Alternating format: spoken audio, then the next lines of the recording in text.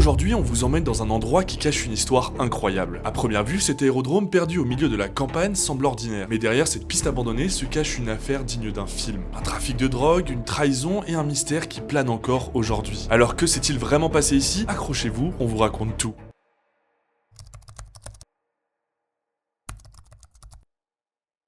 Bonjour tout le monde, c'est Gabriel. Et Corentin, et aujourd'hui on se retrouve pour l'exploration d'un lieu assez atypique, un aéroport qui a une sombre histoire. Lors de notre dernier voyage aux États-Unis, on a été mis au courant qu'un lieu abandonné se trouvait sur notre route, et pas n'importe quel lieu, un ancien aérodrome dans lequel il resterait des avions qui auraient servi à de nombreuses activités criminelles, et on va vous raconter tout ça aujourd'hui.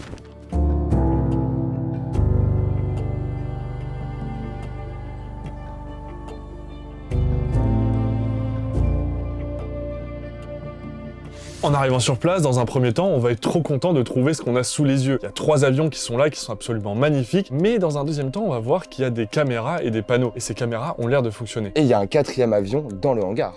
Ah oui, c'est vrai qu'il y avait 3... Qui a l'air beaucoup plus 3 avions ou 2 avions? 3 avions. Ok. Il y a un 4e dans le hangar, et lui, potentiellement, vous allez le voir durant l'histoire, sert encore aujourd'hui. On n'a pas les réponses. Dès qu'on a passé la première clôture, on va se rendre compte que ces fameuses caméras, on les avait pas remarquées au début, mais qu'elles nous avaient déjà remarquées. On sait donc que notre temps sur place est déjà compté. Évidemment, il y a plein de panneaux qui nous disent de pas y aller. Ils disent qu'apparemment il y a des caméras de surveillance. Il y a une caméra de surveillance au-dessus. Ouais. Là, elle nous voit pas normalement. Waouh. Rentre à l'intérieur. J'espère juste qu'on va pas tomber sur quelqu'un. On est juste là pour vraiment juste faire une vidéo, faire des photos. On va rien faire de dangereux. Aucune dégradation évidemment. Juste on trouve ça super stylé, surtout l'histoire qu'il y a eu autour de ces avions.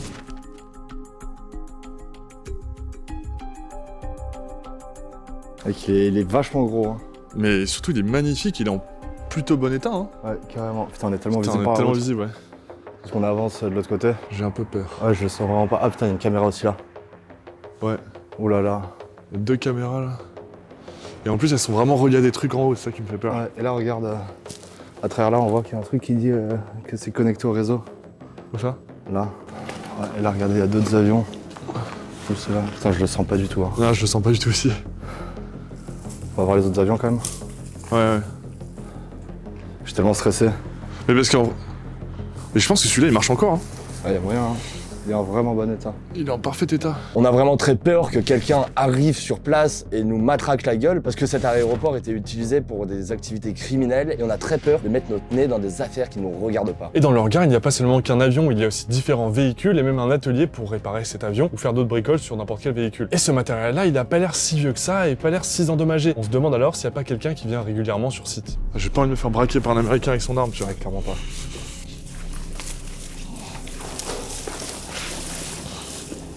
Regarde, c'est des caméras au-dessus. Pas de caméra, c'est vraiment que de l'autre côté. En fait, on est rentré du côté comme des golemons. Ouais.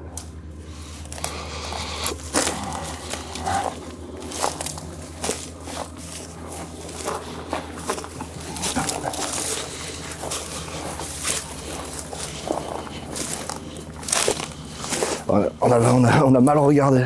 Si jamais il y a un mec qui arrive en voiture, tu sais, genre on lève les mains en l'air, on est genre chill, tu vois, on est juste là pour faire Vraiment. des photos, des vidéos.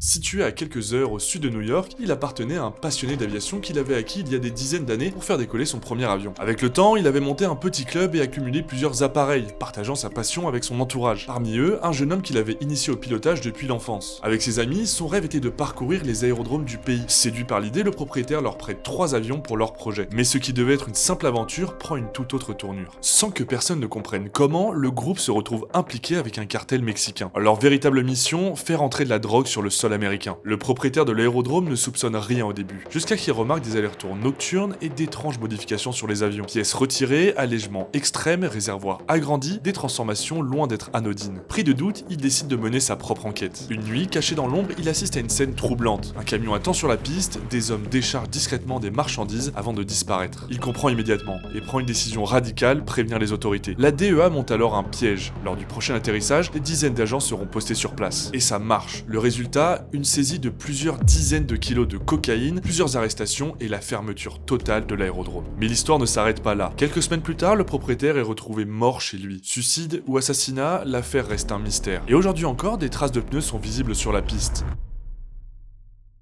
Pour cette exploration, on sait qu'on doit faire vite, étant donné qu'on est déjà passé sous les caméras de surveillance. On va donc directement se diriger vers les 3 avions qui se trouvent à l'extérieur et qui ont un charme vraiment incroyable. Ces avions étaient à la fois magnifiques mais véritablement endommagés. C'est sûr que cela ne pourrait pas revoler puisque déjà la végétation rentrait à l'intérieur. Et même si on essaie de les ouvrir, on va remarquer qu'ils sont scellés par une petite corde. On ne va pas aller plus loin. Regarde. Ah, Ouais, parce que eux, ils sont clairement abandonnés et je pense que eux, ils ne voleront plus jamais. Lui, je pense qu'il peut voler. Hein. Ouais, y a moyen. Putain, c'est juste ouf de voir la vue dégagée là, juste là, tu vois. Ouais. Et en vrai, c'était ça la piste d'atterrissage. Hein. Il y a grand moyen, hein. C'est cohérent.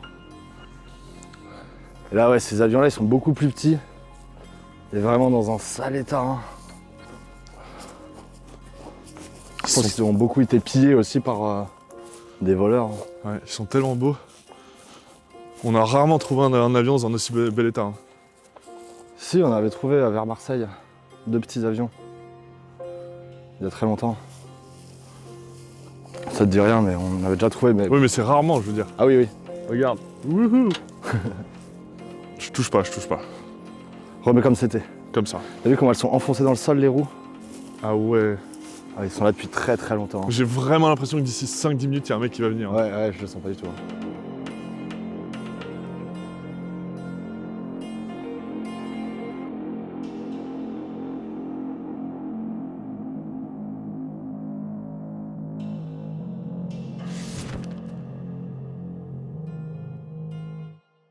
Oh, le calme, t'entends le calme? Ouais, c'est agréable ça. On est vraiment passé sous les caméras, quoi. Ouais. Ça fait chier. Surtout que c'est un lieu avec une histoire pas banale d'après ce qu'on nous a dit. Exactement. Donc le propriétaire risque d'être peut-être très particulier si on tombe sur lui. Ça, je trouve ça magnifique de voir le moteur comme ça où t'avais les 2 pistons de chaque côté qui s'activaient pour faire tourner l'hélice. C'est vraiment des moteurs de voiture sur des avions, genre. L'intérieur est... Putain, le vol, tu vois encore le volant et tout, c'est trop stylé. Tu vois toute la neige d'ailleurs qu'il y a sur l'avion. J'aurais bien aimé ouvrir, mais... On peut ouvrir, hein. Ouais, mais si le proprio arrive et qu'on est dans son avion, Ouais. Je vais juste montrer à travers la fenêtre. Ah, fallait être 2 dedans. Ça, je pense qu'on peut tenir à 2, ouais. Ouais. Ah, même à 4. Hein. Ouais, mais 2 pour piloter. Ah, non, c'est juste des commandes doublées. Ok. Une personne toute seule peut piloter ça. Ouais, c'est... Non, c'est pas ça. Ça s'ouvre, mais bon, on va pas toucher. À ce moment-là, chaque minute qui passe, c'est une dose d'adrénaline qui monte en plus parce qu'on est vraiment terrifié à l'idée que quelqu'un se présente sur place. Et vous allez voir en fin de vidéo, on a peut-être échappé à une mort certaine. Après avoir découvert ces avions, on va revenir dans le hangar principal pour mieux étudier cet avion qui a l'air vraiment super récent et qui a l'air de voler encore hein, finalement. Et on le trouve juste magnifique. Après avoir fait plein de photos d'ailleurs que vous pouvez retrouver sur Instagram Gabi et Coco, ça s'affiche juste là où il y a un lien de description, eh bien on décide d'aller se garer un peu plus loin pour faire décoller le drone et avoir des plans vraiment magnifiques. Et c'est là qu'il va se passer quelque chose.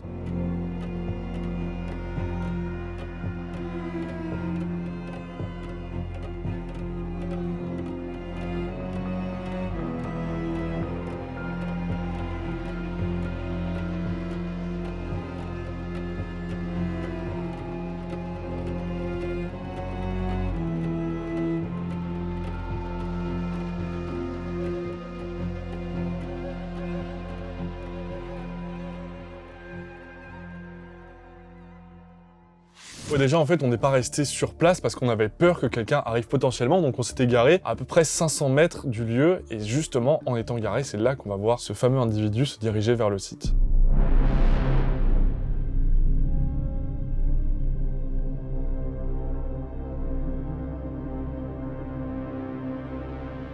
À savoir qu'on est vraiment au milieu de nulle part, que les Américains ne se baladent jamais à pied, vraiment ils sont tout le temps en voiture, même pour les courts trajets. On se demande donc qu'est-ce que fait cet homme avec cette barre en métal dans la main, au milieu de rien et se dirigeant vers l'aérodrome abandonné, c'est la question.